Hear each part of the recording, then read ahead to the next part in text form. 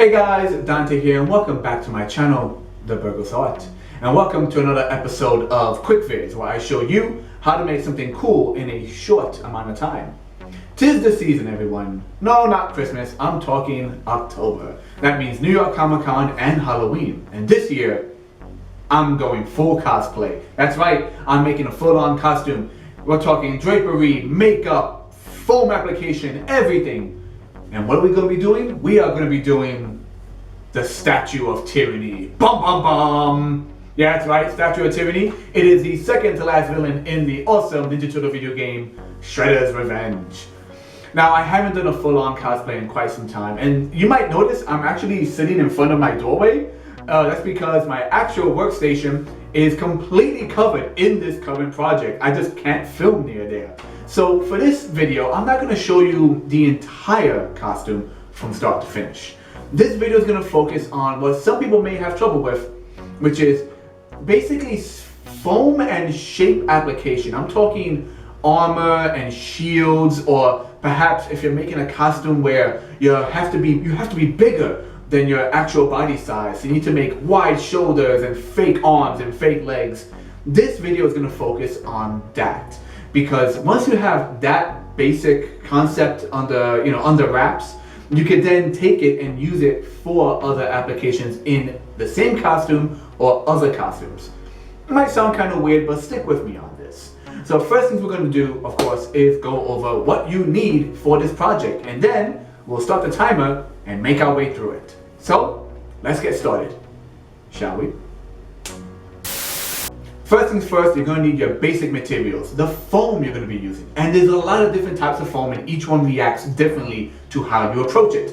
So you're going to need styrofoam, or you can use insulation foam, or a mixture of the both. You're going to need some EVA foam. You can use cheap EVA foam from children's mats of different thicknesses, from 1/4 inch to 1/2 inch to that really slick, beautiful cosplay EVA foam you get at the stores. And for this project, I also topped it off with a little bit of super thin foam, your craft foam, your fun foam. This is perfect for little details, and it's easy to use.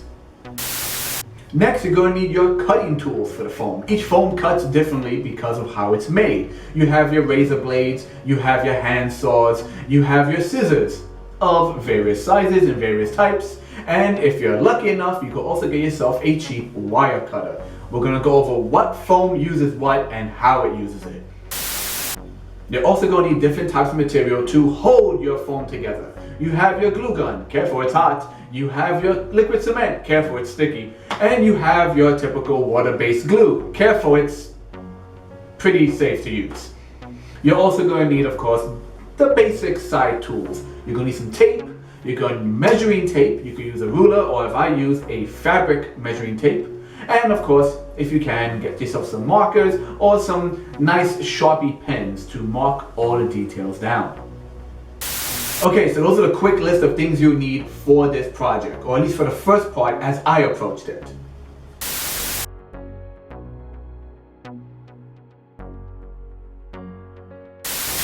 So now, with all the preparation out the way, let's jump right into it, and let's get that timer starting now. So, what are we doing for today? Well, today we're going to be making the arm, the robotic arm needed for this cosplay, which is going to be a large curved feature, not just solid and blocky. So for that, you have to first make your shape. And how are you going to do that? Well, we have our types of foam. These are the stiff foam. You have your styrofoam and your insulation foam, both of which have different properties. Now, both of these can be cut with an electric wire cutter very smoothly, but it is the insulation foam that can be cut with things like X-Acto knives or even really fine saws. You do not want to use X-Acto knives and saws or sanding paper on styrofoam. It will just completely break it down and leave a mess everywhere.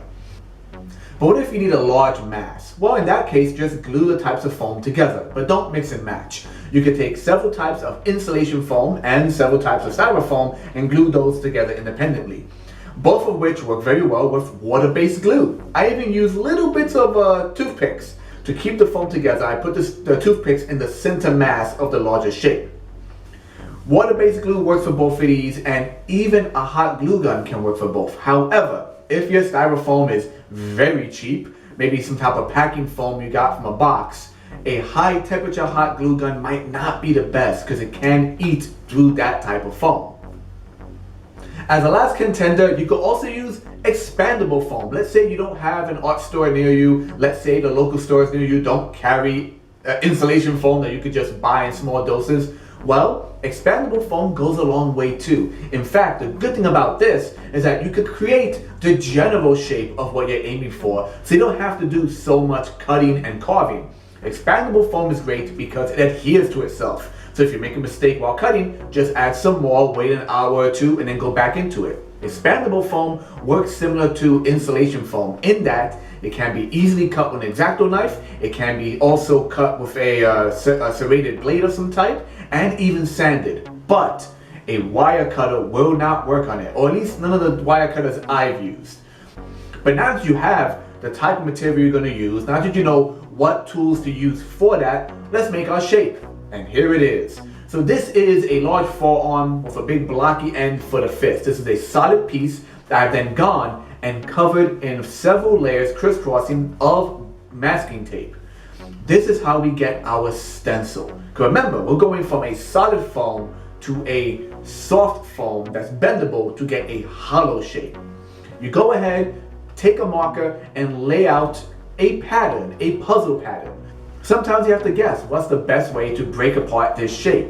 But no matter what you do, make sure you leave marking points. Use numbers, letters, shapes. I did a little bit of both. Get everything marked down so when you cut them out, you know how they realign again. For this, I only use half of the forearm for the stencils. I used my EVA foam, traced it out along with the markings, cut it out, flipped it over, the pattern that is, redid all the markings, and did a mirror image of that also. When cutting, if possible, take your X-Acto knife and do it at an angle. You want to have beveled edges, kind of like the frame of a picture frame. Those beveled edges allow the corners to meet much cleaner. If you can't do beveled edges that well with an X-Acto knife, I also recommend using a Dremel and just kind of sanding the edge. When cutting bendable EVA foam, there are certain rules as well. Yes, you can use the X-Acto knife as I just mentioned. You can even use a pair of scissors, but a wire cutter, a heated wire cutter, will not work on EVA foam. It just kind of absorbs that heat and just goes nowhere. When applying glue, you use contact cement. I use contact cement because it is kind of messy, but the end result's much cleaner. Contact cement is applied to either side of your piece in a thin layer. You let it dry for about 15 to 20 minutes until it's almost completely gone. Because once they are at that point, you can put the two pieces together and they perfectly stick. You can use a glue gun. However, glue guns get a bit messy and you run through a lot of material trying to cover as much ground as possible. When applying your pieces, make sure everything lines up. Those markings are important. And pinch it all together nice and tight and hold it for a second or two. And eventually you end up with this, a hollow shape of your original shape. If you're really good at it, your seams come out perfect. Me, not so much. So once everything fully dried, I took a Dremel, I took a pair of really thin scissors, and I kind of beveled the edges where there were some mistakes. And I also filled up the gaps with caulking gun and even glue gun just to fill in any holes I didn't like. But that is the first steps of how you create your hollow piece. Solid, template, soft, glued together, and there you go. Next part of this project came the robot fist. Luckily for me, it didn't have to be hollow, so we could completely skip the stencil part. Let's say you're just making a hammer or a sword or perhaps a ball and chain, just a solid object that doesn't need stencil patterns and all that fluff we just went through. So essentially, once again, pick your material. You can use styrofoam or insulation foam or expandable foam. Once again, paying attention to how each one reacts with different cutting tools and glues. Do not, I repeat, do not use contact cement for EVA on styrofoam or insulation foam. It will eat right through that and you don't want that. So, getting back on track, you have your styrofoam block. What I did was glue a few pieces together with water-based glue. I took my wire cutter and I cut a general shape of a fist. and then I use expandable foam in the little gaps to kind of smooth everything out, fixing those edges with an X-Acto knife. A mixed media, if you would. Once I had the general shape, I realized, well, it needs to look more like an actual fist with individual fingers and metal plating. And that's where our fun foam comes in. I went ahead, cut some thin sheets, and using just a little bit of glue gun, because once again, keep it at a low temperature, it should work with the styrofoam, I put down a bunch of sheets like this, giving me all the fine detailing. I also took small paper clips, those are copper paper clips that when you poke through, split open at the end, and I punched it right through it. These make great screws or nuts and bolts on larger projects.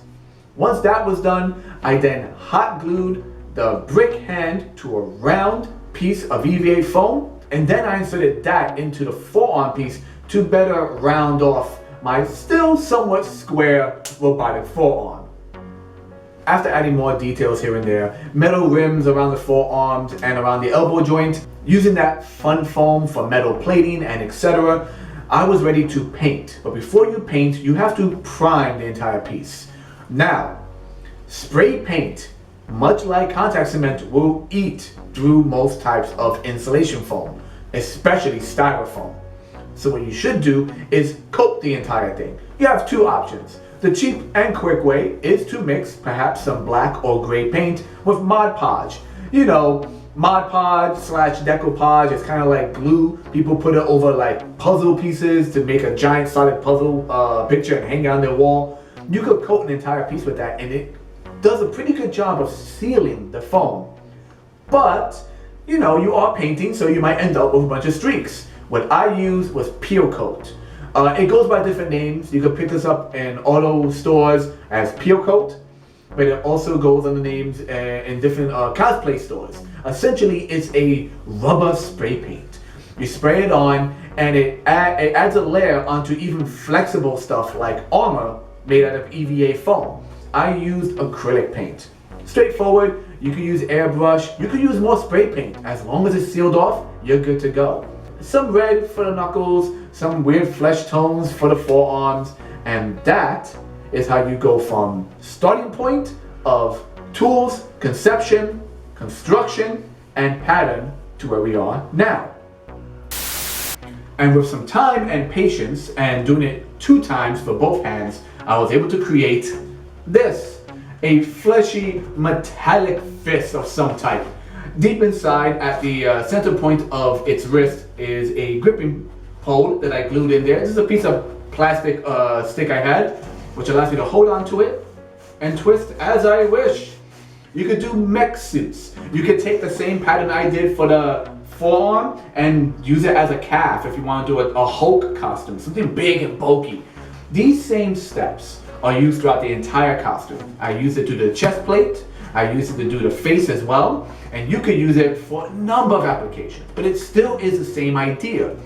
Come up with the shape you want, create a pattern, cut the pattern, glue the pattern, paint the pattern. And though this is not as smooth as flesh as I would like it to look, these angular corners kind of lead more into the fact that it is a giant robot, so I'm happy with it. And I hope you're happy with this too. I hope this kind of quick run through of the basic steps of how to use different types of foam, especially EVA and styrofoam, and the major differences. I hope all of that really helps you. So I'm going to do some more editing, and soon I'll be uploading the completed costume. Stay tuned, follow my Twitter accounts, my Instagram account, and of course right here on YouTube as well, all underneath the Burgos Art, to see the final result as we get closer to New York Comic Con. Thank you for watching, guys, and I'll see you in the future. Later.